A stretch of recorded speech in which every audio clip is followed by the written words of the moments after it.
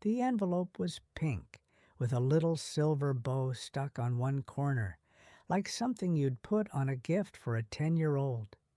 My daughter slid it across the table toward me, right between the store-bought cake and the vase of drooping carnations. "Here you go, Mom," she said, a little too brightly. Birthday surprise. The kitchen felt too quiet. The clock over the stove ticked, the furnace hummed, and I could hear the faintest rattle in my own chest every time I breathed. 72. That's how old I was turning that afternoon. Old enough to know that my daughter only used that tone when she wanted something, or when she was hiding something behind her smile. My son-in-law, Trent, didn't smile at all. He just sat there with his arms folded, staring at the envelope as if he were willing me to open it faster. I wiped my hands on a dish towel and picked up the envelope. The paper felt thick and expensive, nothing like the cheap card packs I bought from the dollar store. I peeled the flap open, expecting a card with maybe a gift card tucked inside if I was lucky. Instead, I unfolded several sheets of paper. The first one began with all capital letters. Notice to terminate tenancy. I felt the blood drain from my face. My eyes jumped lines. You are hereby notified that you must vacate the premises at... And then my own address, my little bungalow, the one I'd lived in for 41 years. No later than 30 days from the date of this notice. I blinked at it, convinced I'd misread. What is this? My voice came out too thin, too careful. I sounded like a little girl pretending to be calm. Trent cleared his throat. It's what it says, Margaret. A notice. We talked to a lawyer. This is all legal. I looked at my daughter. Lisa? She wouldn't meet my eyes. She scraped a bit of frosting off the edge of the cake with a plastic fork, like we were just chatting about the weather. Mom, we've been over this. The house isn't really practical for you anymore. Practical? I sounded like I was underwater. It's my house. It was, Trent cut in, before you signed it over. I stared at him, then at the papers again. Signed it over? The words rattled around in my head. Useless. Lisa finally looked at me. Her mascara had smudged under one eye, making her look tired and younger at the same time. Remember last year, after you fell?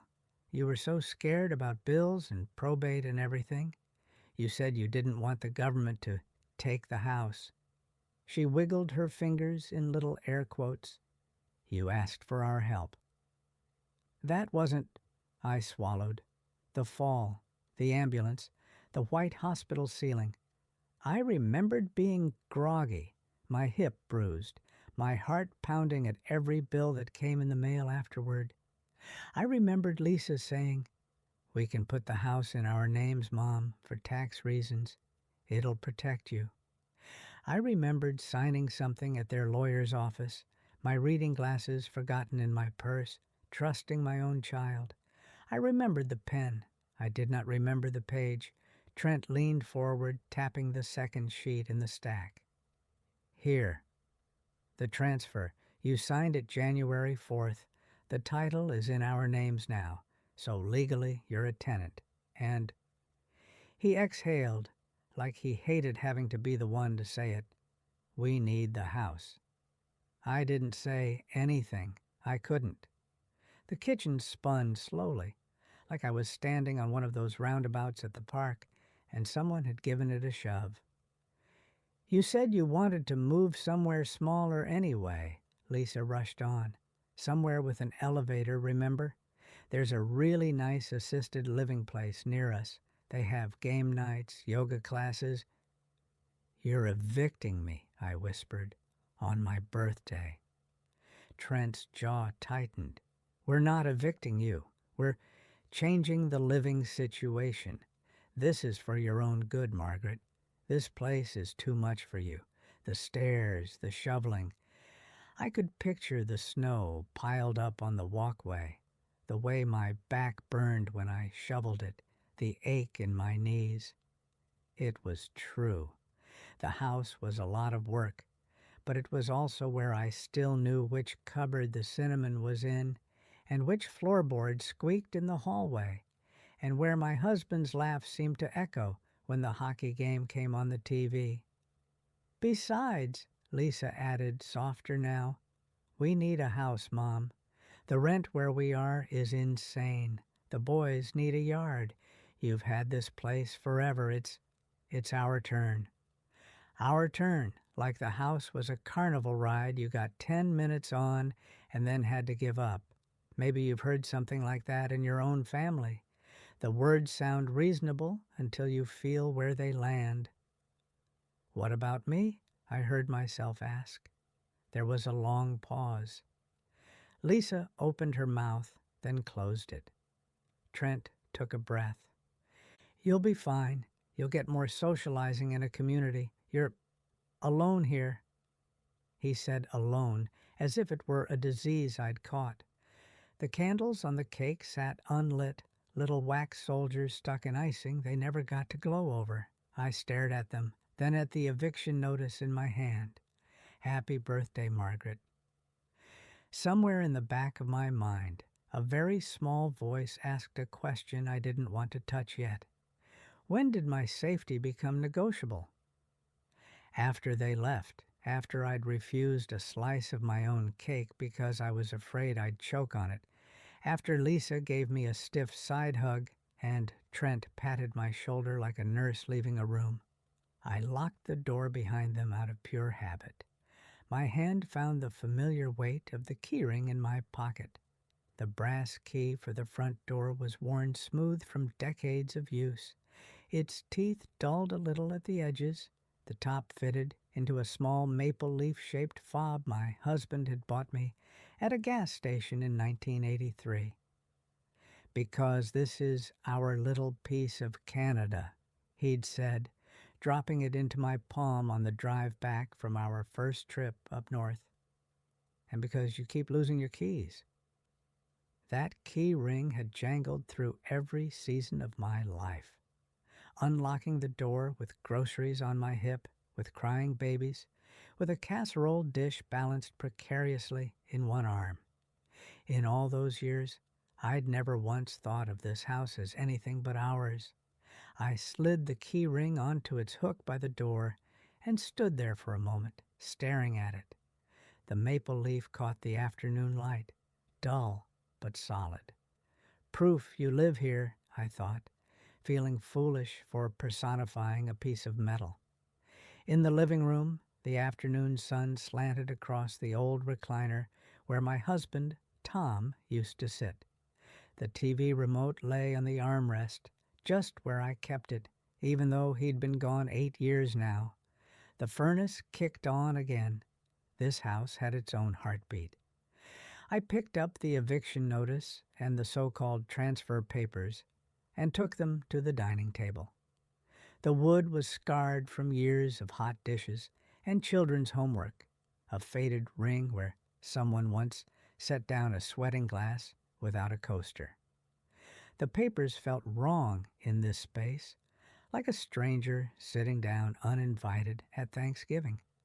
I took a deep breath and tried to read. The words blurred. Grantor shall transfer all right, title, and interest. Blah, blah, blah. Legal words, sharp as knives. That meant you gave it away. You thought you were protecting yourself and you walked straight into a trap. If you're a woman my age, you probably know what I mean when I say this. I wanted to blame myself before I blamed anyone else. It's a habit. We're trained in it. I should have read more carefully. I should have brought someone with me. I should have said, "No, Lisa, that doesn't feel right," instead of signing where the lawyer tapped his pen. My hip ached as I sat there. I pressed my thumb into the ache absently, a little massage I did without thinking now. My hand brushed the side of the chair, and I remembered the first time we brought it home. The chair still smelled faintly of sawdust and new fabric the night we set it up in the living room 39 years ago. Tom flopped into it with a groan of pure joy. "Now this," he said, wagging a finger at me, "is the throne of the king." "You are not putting your boots on that," I scolded, laughing as I tugged at his muddy laces. The kids were still little then, their toys scattered on the rug, plastic blocks and a doll missing one shoe. The hockey game was on, and Tom's dad was coming over later with a bottle of something for medicinal purposes. The house was smaller then. We hadn't pushed out the back wall for a bigger kitchen yet, but it felt like it would stretch to fit whatever we needed. We'd painted every room ourselves, staying up too late with rollers and radio music, our arms sore and our hearts full. We'd signed the mortgage papers at a cramped little bank down the street, our hands shaking as we held the pen together. "I can't believe this place is ours," I whispered into his shoulder that first night we slept here. He squeezed me closer. "It's not the bank's house, it's not the landlord's. It's ours. We did this, Mags." We. That was the whole point. Now someone else had sat in a different office and told my daughter and her husband that the house was theirs, that they could tell me when to leave. I rubbed my temple and forced myself back to the present. The words on the papers weren't changing just because I hated them.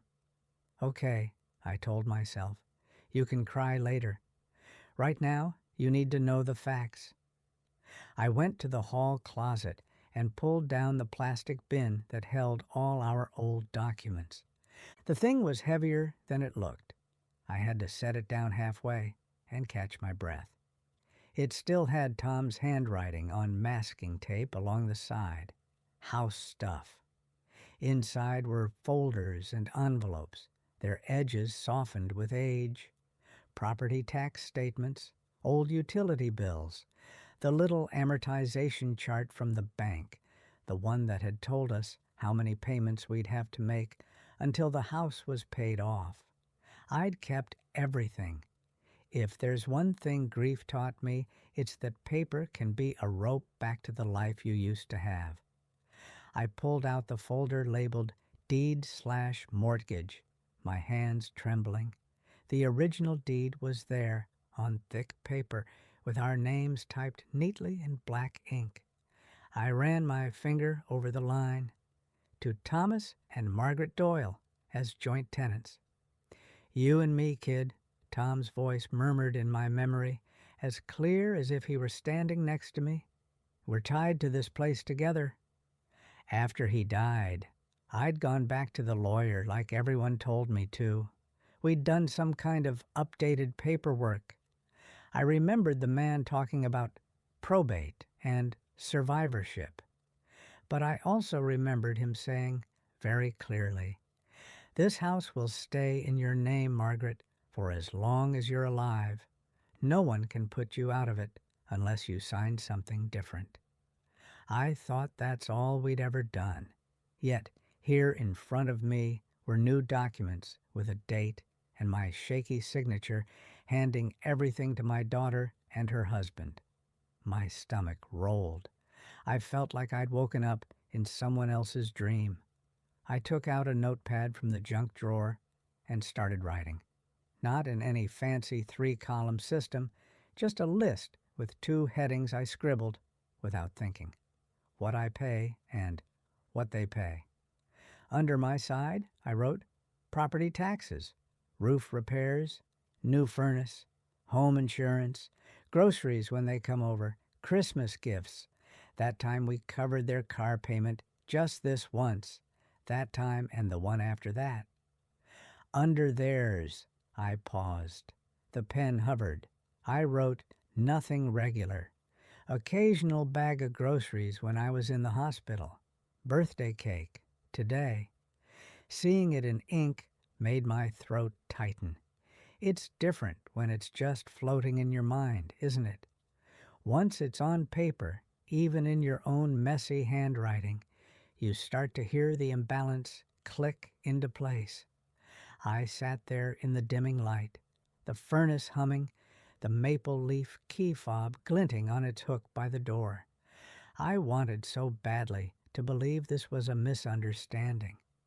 But a voice, deeper than panic, deeper than hurt, said, "This is not an accident. They planned this."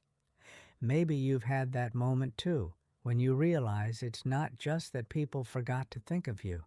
They chose not to. Eventually, the light outside went from gray to dark blue. My eyes were gritty. I put the papers back into the house stuff bin, but not the original deed. That I slipped into a manila envelope and set on the chair beside me, where my purse usually sat. I wanted it within reach. The next afternoon, my doorbell rang. I almost didn't answer. I'd slept badly, waking up every couple of hours with my heart pounding, my mind replaying the scene in the kitchen like a bad movie. But when I peeked out the front window and saw who it was, I opened the door. "Hi, Mrs. Doyle," Jade said, bouncing from foot to foot on the porch.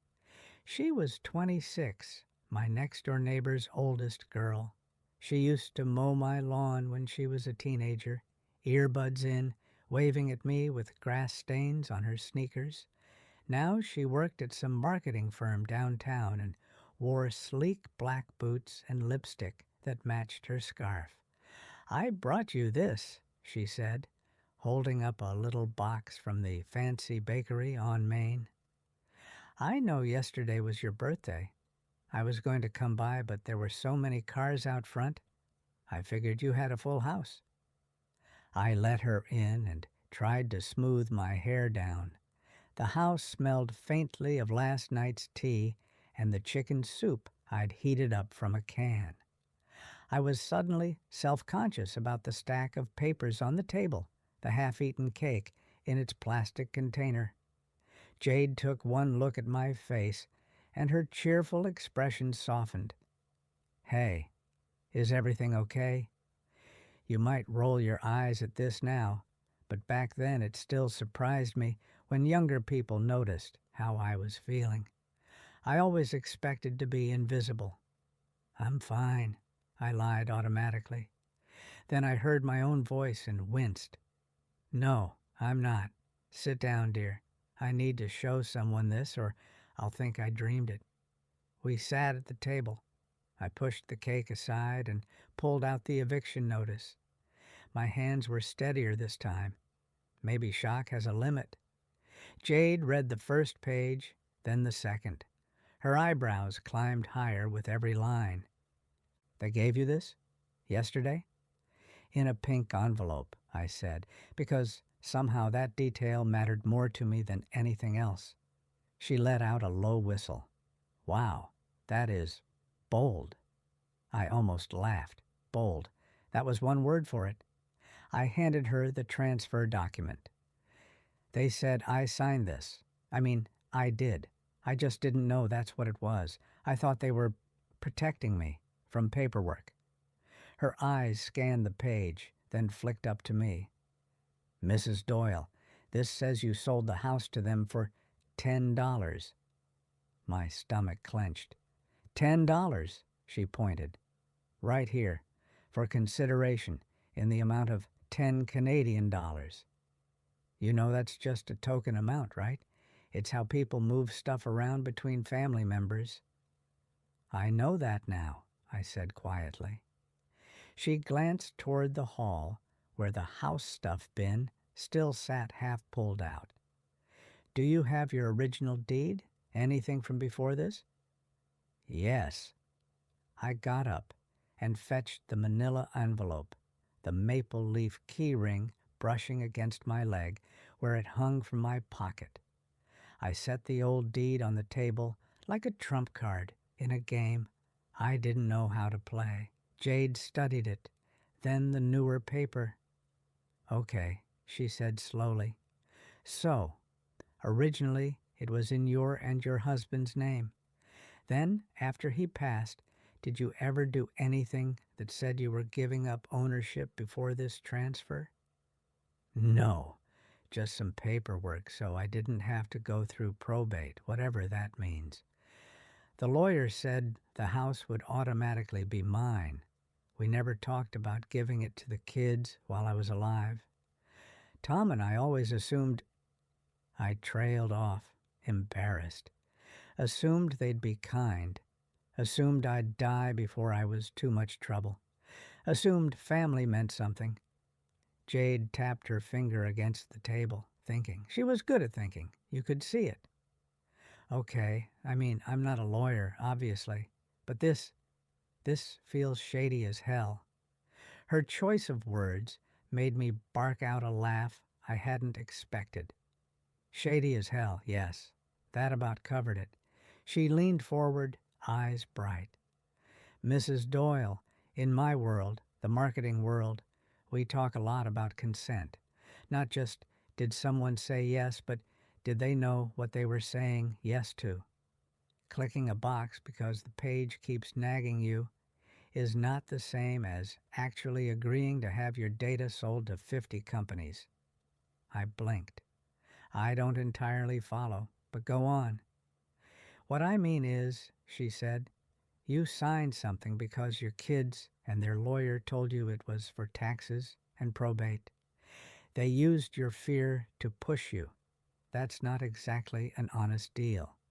And giving someone an eviction notice on their birthday, she shook her head. I don't have a polite word for that. Her anger on my behalf warmed me more than the tea. So what do? I asked. Just pack up my life and move into some little room somewhere? Jade sat back.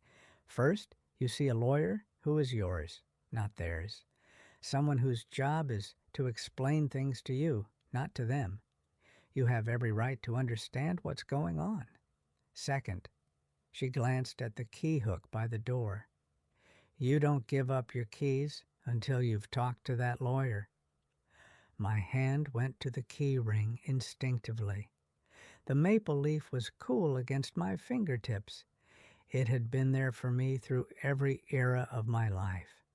For the first time, I realized I needed to be there for it too. I don't know any lawyers, I said. Other than theirs. Jade pulled out her phone. I do. My friend's mom went through something like this with her brother. I'll text and see who they used. And even if it's just paying someone for an hour to explain your options, it's better than doing nothing. An hour? I repeated, thinking of my bank account. I had some savings, but not endless. Still, the idea of spending a bit now to protect the rest felt different than, say, picking up the tab at a restaurant because I didn't want to make a scene. Listen, Jade said softly, placing her hand over mine. Her nails were painted a shimmering gold. I know they're your family, and I know this probably hurts more than you're letting on. But this house, this is your safety net. Them needing a bigger place doesn't trump your right to feel secure. Her words slid under my ribs like a key in a lock. Something inside me shifted. Maybe you've needed someone younger to say it out loud for you too, so you finally believe you're not crazy. After she left, with promises to text me the lawyer's info and check in later, I sat in the quiet house, the manila envelope and the pink eviction notice side by side on the table. I pulled the maple leaf key ring from my pocket and set it between them. 3 objects, 3 possible futures. That night, sleep was a stranger. I lay in bed, staring at the shadow of the ceiling fan on the plaster, and listened to the sounds of my own house. The fridge clicking on, the wind pushing gently at the windows, a car passing outside with its bass thumping faintly. My mind ran laps around the same track. How could they do this? What did I sign? Is there any way out? Maybe they're right. Maybe I am being selfish. Maybe a retirement home would be better. I'd have more people around. Someone else to shovel the snow. But every time I tried to imagine myself in one of those cheerful brochure photos, gray-haired people playing cards in a sunny room, I felt like I was seeing someone else's life, not mine. Comfort versus control, that's what kept coming up as I stared at the ceiling. Yes, those places might be easier on my joints, but at what cost? The right to decide when I make coffee, when I go to bed, who walks through my front door. Tom and I used to talk about this on the rare nights the kids stayed at a friend's and we had the house to ourselves. I could smell popcorn and the slightly burnt edge of it. That was Tom's specialty, extra flavor, as we curled up on the couch, the TV flickering blue in the dark room. A commercial came on for some retirement community. Happy seniors, golf carts, a pool. Looks nice, he'd murmured, pulling me closer. You planning to put me in one of those? I teased. He snorted. Only if I'm there with you, causing trouble. But no, Mags. My plan is to leave this world from this house, preferably in that chair, watching the Leafs win the cup. He grinned, which means I'll probably live to 110. You're ridiculous, I said, burying my face in his neck. But I felt the same. This house was more than wood and drywall. It was the backdrop of our whole married life. We worked too damn hard for this place to hand it over early, he'd added, quieter. Kids will get it when we're done with it, not before. I'd nodded, assuming, like a fool, that promises we made in our 30s could guard us in our 70s. The ceiling fan's shadow blurred. My eyes burned. I rolled over and looked at the digital clock glowing red on my nightstand. 2:18 a.m. Enough, I told myself.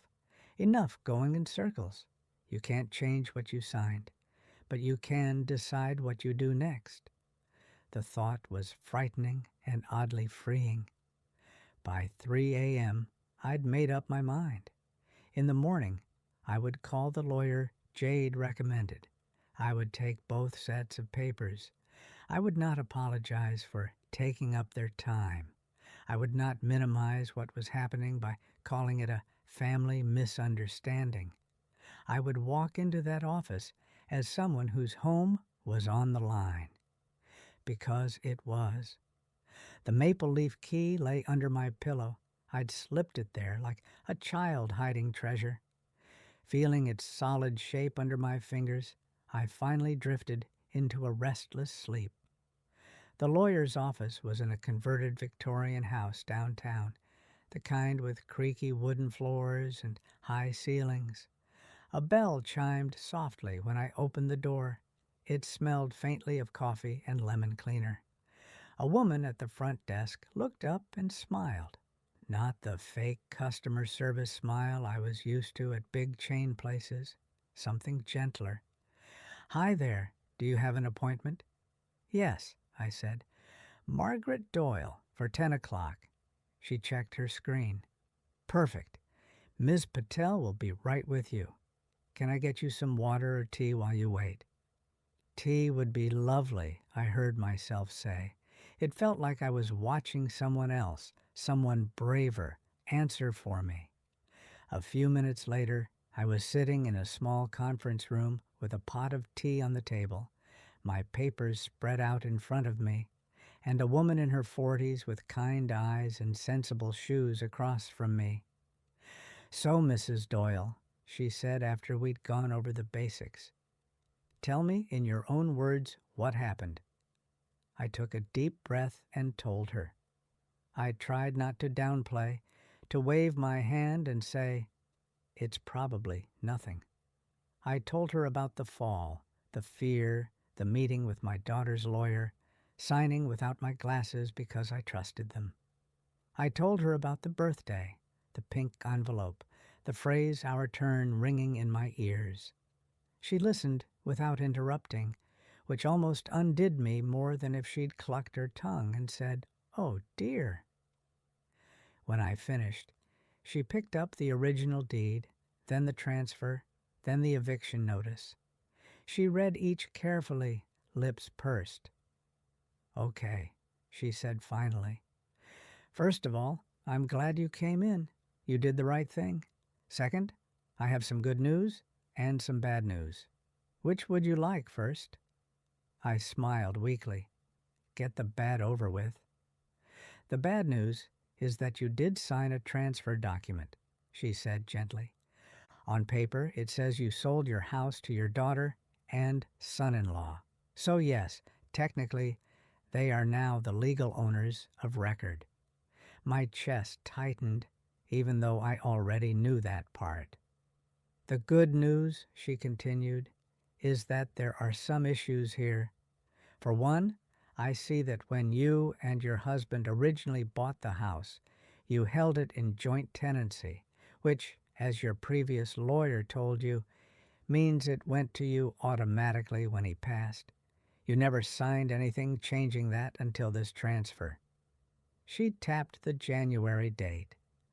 "The timing is interesting, right after a fall, when you were vulnerable and with a lawyer representing them, not you." She looked up at me.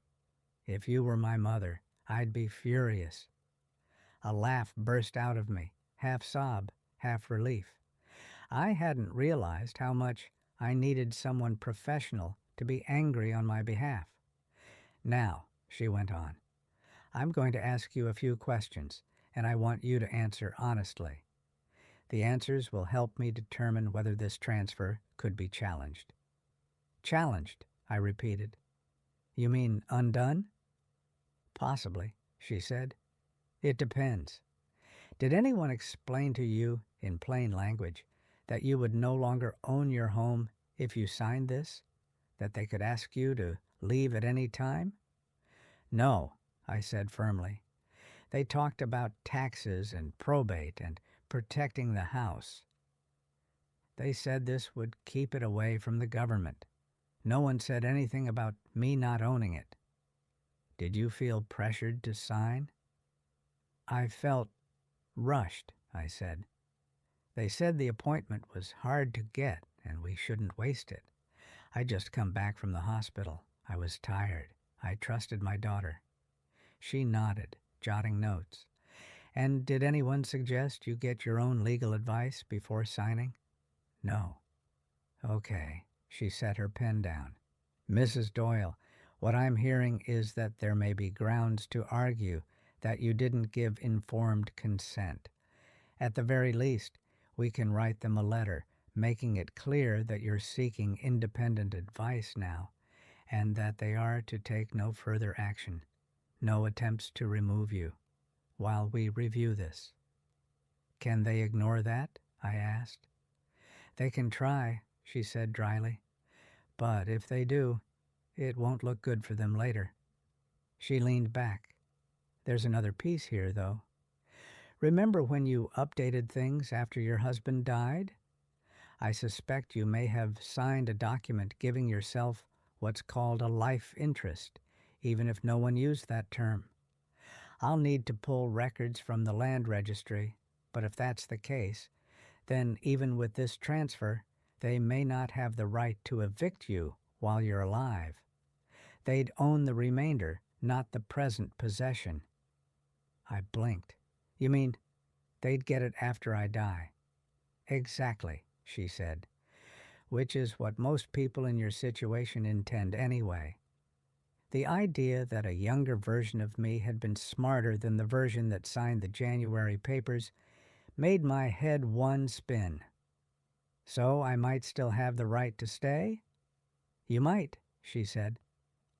"I don't want to promise until I've seen everything, but at minimum, there are serious ethical concerns here. If they're smart, once I'm involved, they'll back off the eviction talk." She paused. "I also want you to think about what you want, longer term. Even if we can't fully reverse this, we can negotiate. Maybe they sign a written agreement giving you the right to live here for life. Maybe they contribute to taxes and maintenance if they're going to inherit the asset. There are options.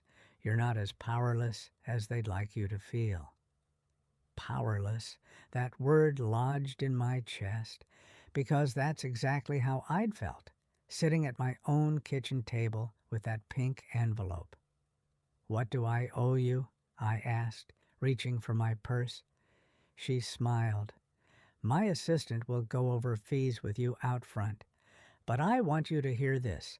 I will not drag this out. Sometimes the best service I can give a client is a clear, 'This is worth fighting,' or 'This will cost more than it's worth.'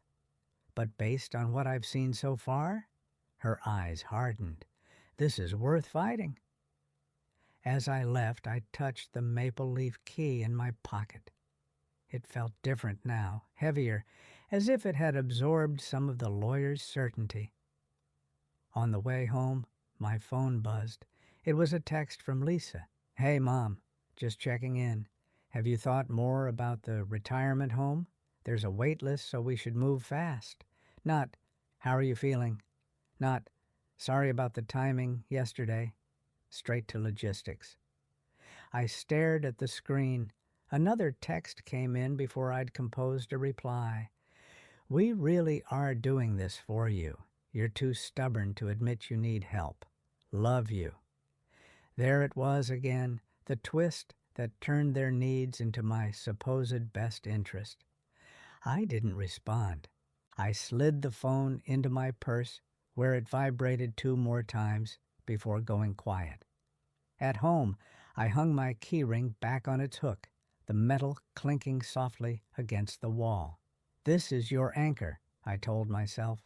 "Don't unhook it for anyone until you're truly ready." The storm started the next day. First, a phone call from Trent.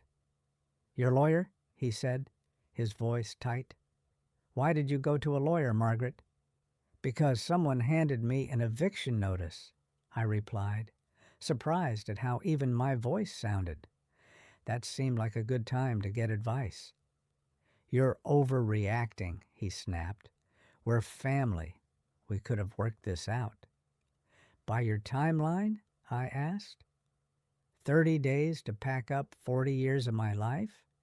He huffed. "Look, this is how it's going to work. We take over the house. You sell some of your stuff. Most of it is just clutter anyway. And we'll help you move into the suite we found. It's walking distance from us. You'll see the kids all the time. Everybody wins." "Everybody but me," I said quietly. There was a pause. "You'll be fine," he said again, as if repetition could make it true. "And this lawyer, they're going to cost you money you don't have." "That's my concern, not yours," I replied. "Ms. Patel has requested that you and Lisa direct any further communication about the house through her. I'd appreciate it if you respected that." "You really want to go to war over this?" he demanded. "I don't want war," I said. "I want a safe place to sleep." He made a sound somewhere between a scoff and a growl. "You're being manipulated, you know that? These lawyers, they scare old people into fighting their own kids. It's sick." "Goodbye, Trent," I said, and hung up before my nerve could falter. I stood there for a moment with the cordless phone still in my hand, my heart thudding. Maybe you've been there too, shaking in your own kitchen after finally saying something simple and true. I set the phone down next to the key hook and brushed my fingers over the maple leaf. "You're staying," I whispered to it, as if the house itself needed reassurance. The second wave came that evening, in the form of Lisa herself, knocking on my door so hard the frame rattled. I opened it, but I didn't step aside. She looked like she hadn't slept. Her hair was in a messy bun, the same sweatshirt from 2 days ago hanging off one shoulder. "Mom," she said, pushing past me anyway. "What are you doing?" "I could ask you the same," I replied, closing the door and turning to face her. She spun toward me, eyes bright with tears or anger, I couldn't tell. "A lawyer? Really? After everything we've done for you?" I almost laughed. "Everything you've done for me." "You know what I mean," she snapped. "We've helped with your groceries, driven you to appointments, had you over for holidays so you wouldn't be alone." I nodded slowly. "Yes, and I've helped with your bills, watched your kids for free, hosted every birthday party for the last 10 years because your apartment was too small. We've all given things. The difference is I'm not trying to take your home as payment." She flinched. For a second, the mask slipped, and I saw the little girl who used to cling to my leg on the first day of school, terrified I'd leave her. "We're not taking your home," she said, but her voice sounded unsure even to herself. "We're just rearranging things. You said you were tired. You complained about the stairs all the time. We thought we were helping." I took a deep breath.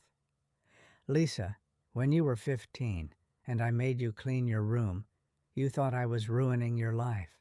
Sometimes people think they're helping when really they're just making things easier for themselves." "That's not fair," she whispered. "It's honest," I said. She looked around the living room, at the recliner, the old family photos on the wall. Her gaze lingered on the framed picture of Tom holding her as a baby, both of them grinning at the camera. "Dad would want you to be safe," she said. "Your father would be horrified that you tried to evict me on my birthday," I replied, my voice sharper than I intended.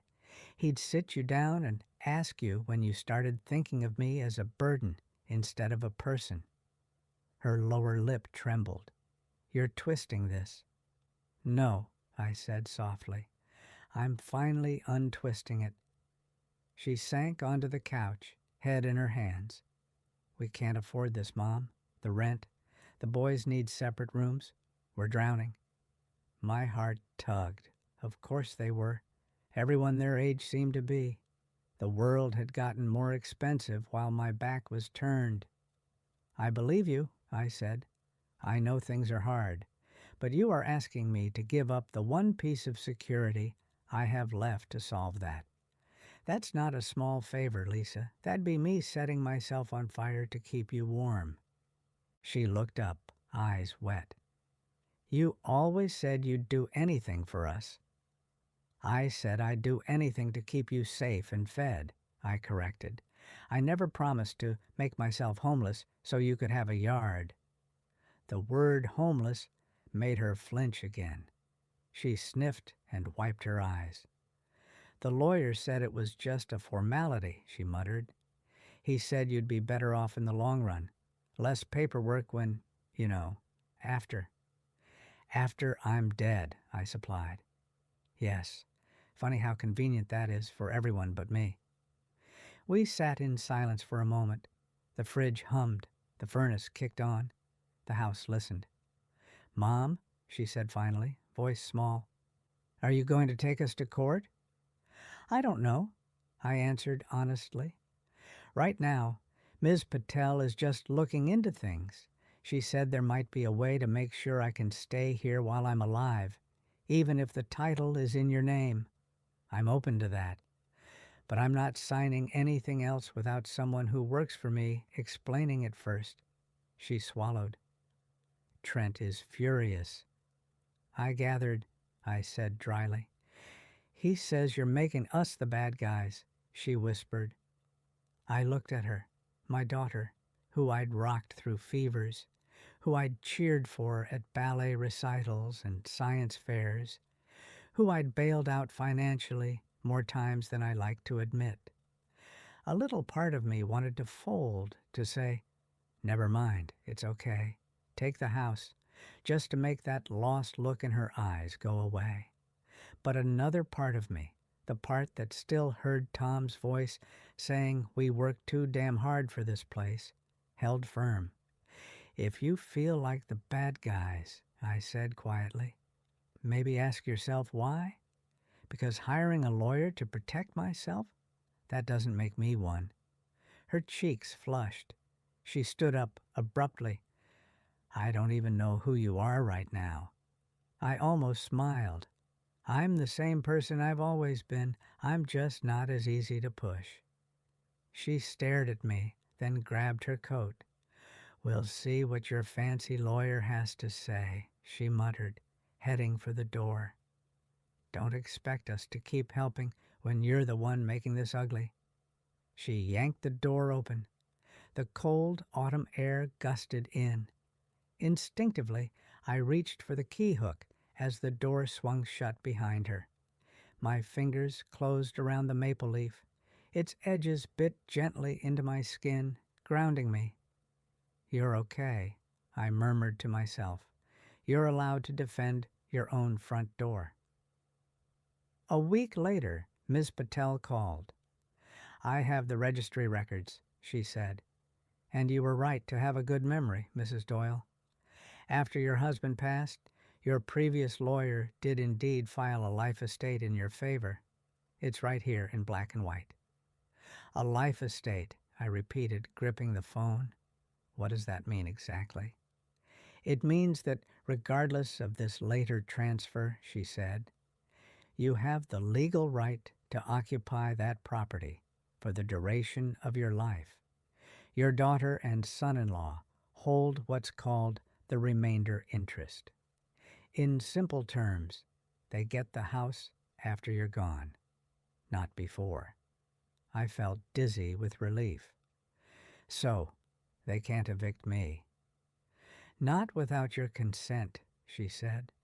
"If they tried to force you out, a court would almost certainly see it as a violation of your rights under that life estate, especially combined with the circumstances around the transfer." I sank into Tom's recliner, my knees suddenly weak. Thank God. "There's more," she added. "I've drafted a letter to them explaining this, in polite, legal language. I'm giving them the opportunity to confirm in writing that they will respect your life estate and withdraw any eviction notices. If they don't, we can file for a declaratory judgment, asking the court to formally confirm your rights. That's more involved, but my sense is that once they realize this could expose them to scrutiny for how they obtained the transfer, they'll want to avoid that." I almost felt sorry for them, imagining Trent's face when he realized their clever plan had a loophole shaped exactly like me. "Would you like me to send the letter?" she asked. "Yes," I said, my voice steady. "Please." "And Mrs. Doyle?" "Yes?" "I want you to consider whether you want to leave things as they are in the long run," she said. "You've told me you intended for your house to go to your children eventually, but intentions and actions aren't always aligned. If you feel their behavior has crossed a line, you might want to adjust your estate plan. We can talk about that once this immediate fire is out." I looked around my living room, at the pictures of my kids on the wall, my grandsons in their soccer uniforms, the family Christmas photo from 5 years ago where everyone was squeezed onto this very couch. My heart ached. "I don't want to make big decisions when I'm angry," I said slowly. "But I also don't want to pretend this didn't happen." "That's wise," she said. "We'll take it one step at a time. For now, focus on feeling safe in your own home again. You've earned that." After I hung up, I went to the hall and took down the manila envelope with the original deed.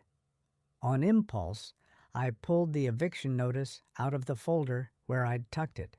Then I did something small but important. I took a black marker and right across the top of the eviction notice, I wrote in big letters, void. Underneath, I added, in smaller letters, life estate confirmed. It wasn't a legal act, but it felt like one. I pinned that notice to the inside of the hall closet door, where I'd see it every time I reached for my coat. A reminder of what had almost happened, and of the line I'd drawn. Then I took my key ring off its hook and turned the maple leaf over in my hand. The back was scratched from years of rubbing against other keys. It had never looked more beautiful to me. "You're not going anywhere," I told it. "Not until I say so." The letter worked faster than I expected. 3 days later, Lisa texted, "Mom, we got a letter from your lawyer. Can we come talk?" I stared at the screen for a long moment. One thing I'd learned in the past weeks was that I didn't have to reply instantly just because my phone buzzed. After a cup of tea and a good look out the kitchen window at the maple in the yard, the leaves almost all down now, branches bare against the gray sky, I texted back, "You and Trent can come on Sunday at 2 p.m. I'd like Jade from next door to be here too as a witness. We'll talk then. Maybe you've sat at a table like that yourself, setting the terms for a conversation for the first time in your life. It feels strange and strong all at once." Sunday came. I baked a simple banana bread, more to give my hands something to do than because I expected anyone to eat. The house smelled warm and familiar. I set out 4 mugs, the good ones with the blue flowers. When the doorbell rang, I slipped the maple leaf keyring into my pocket, feeling its reassuring weight, and opened the door. Lisa looked nervous. Trent looked angry. Jade, bless her, looked like she was ready to testify before Parliament if needed. We sat at the table. No cake this time, no candles, just papers and mugs and the ordinary light of a Sunday afternoon. "I'll get straight to it," Trent said, before I could say hello. "We talked to a lawyer, too. He said your life estate means we can't legally make you leave, so congratulations. You win." The contempt in his voice stung. "This isn't a game," I said quietly. "This is my home." He snorted. "Semantics." Jade cleared her throat. "It's not semantics," she said. "It's the law, and it's her life." Lisa shot her a look. "You don't get to talk," she snapped. "Lisa," I said sharply. "She's here because I asked her to be. You're in my house, remember." There was a tiny beat of silence. The words hung there. A new reality everyone had to adjust to. My house. Trent rubbed his temples. "Look," he said, "we're not monsters. Obviously, we're not going to drag you out by your hair. We thought," he faltered. "You thought you'd found a clever way to get what you wanted faster." I finished for him. "A house, without a mortgage, in a good neighborhood. I don't blame you for wanting that. I blame you for trying to take it at my expense." "We didn't know about this life thing," Lisa muttered. "We thought that I'd be easier to move than a piece of paper," I said. "I get it," she flushed. "So what now?" Trent demanded. "You just stay here forever and we—" "What? Keep paying rent until we're 50 while our house sits here tied up?" "Your house," I repeated, letting the words roll around my mouth. "Interesting way to put that." "It's in our names," he snapped.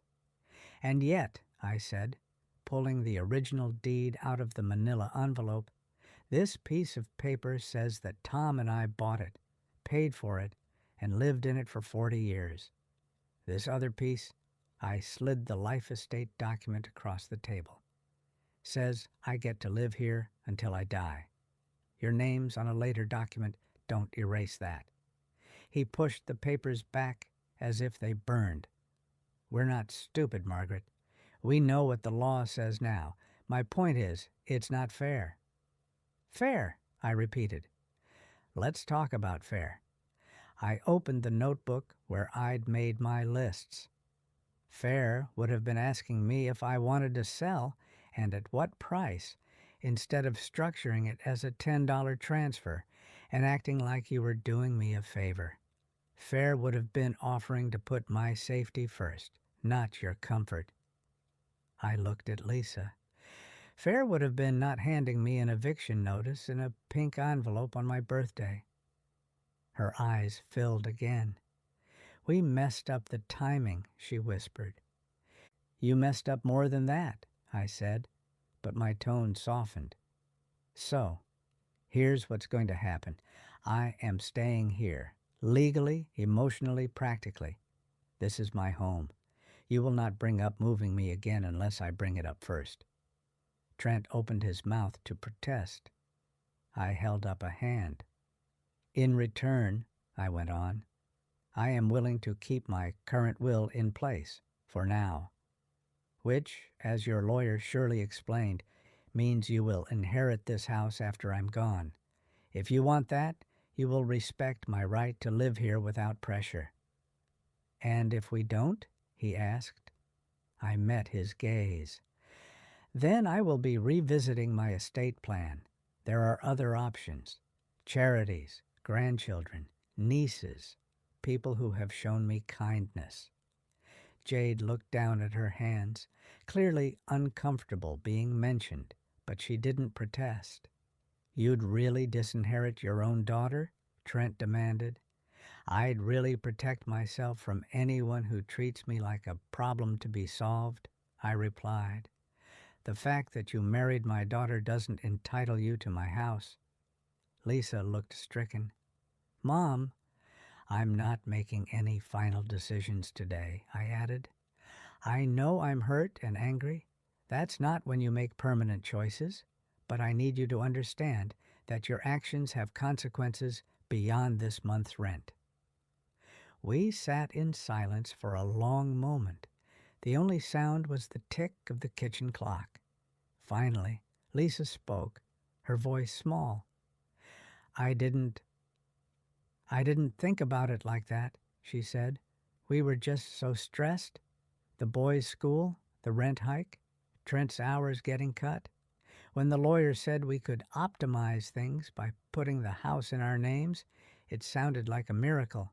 I thought, you always said you wouldn't mind a smaller place. I said I was tired of mowing, I replied. Not that I wanted to give up my bedroom. She winced. I'm sorry, she whispered. We should have talked to you more. We shouldn't have surprised you like that. It was cruel. Hearing her say it felt like a little window opening, letting in a crack of fresh air. It was, I agreed, but I'm glad you can see that now. Trent frowned. So are we good? Good is a strong word, I said. We're not at war, that's something. But trust is like this table. I tapped the scarred wood. You put a hot pot down without a trivet, you can sand and refinish, but the ring doesn't ever fully disappear. He looked at the table as if seeing it for the first time. I want a written agreement, I added. Prepared by Ms. Patel, not your lawyer. It will state that I have the right to live here for the rest of my life, that you will contribute to property taxes and major repairs starting next year, since you'll be the ones benefiting from the house eventually, and that no further transfers or mortgages will be placed on this property without my consent. Contribute? Trent repeated, as if the word were in a foreign language. Yes, I said. That's what adults do when they own something. They help carry the load. He looked like he wanted to argue, but Lisa touched his arm. It's fair, she said quietly. If we get the house someday, we should start acting like owners now, not like vultures. The word hung there. She'd said it, not me. After they left, papers gathered, promises, made to send their lawyer's contact so Ms. Patel could draft the agreement. I leaned against the closed door and let out a long breath. My legs felt like jelly. My heart was pounding. But under the adrenaline, there was something else, a strange, shaky pride. I went to the hall closet and opened the door. The eviction notice stared back at me with its bold void written across the top. "Not today," I murmured, and closed the door again.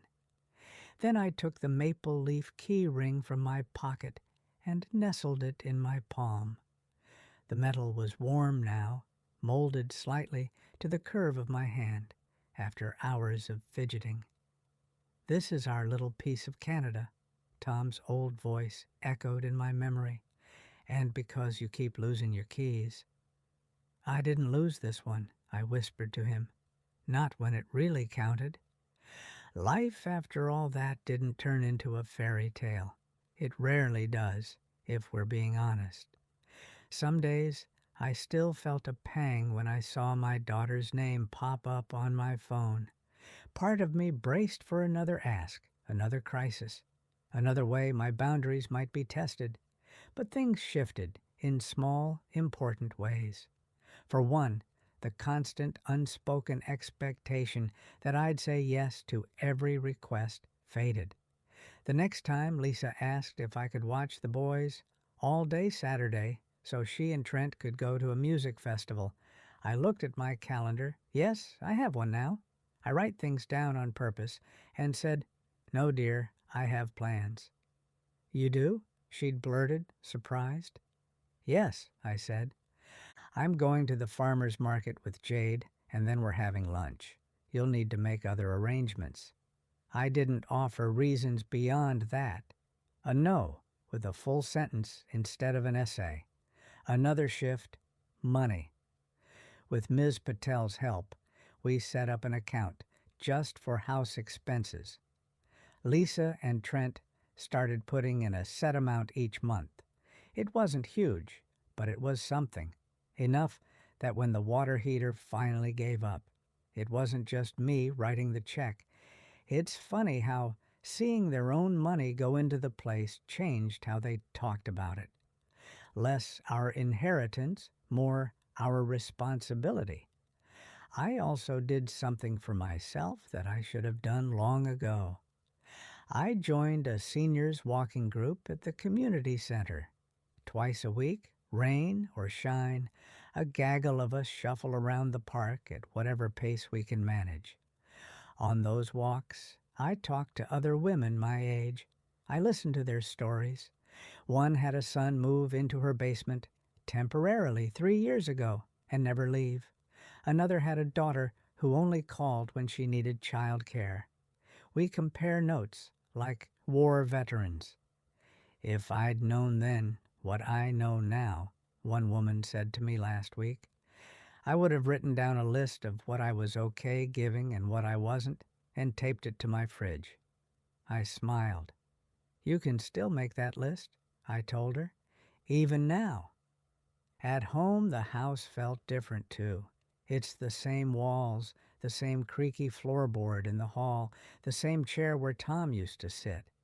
But there's an extra layer now, like a clear film over everything, labeled mine. Not in a greedy way, not in a no one can ever come over again way. Just a quiet recognition that I am not a guest here. I am the constant. Everyone else is passing through. Lisa and I are cautious with each other.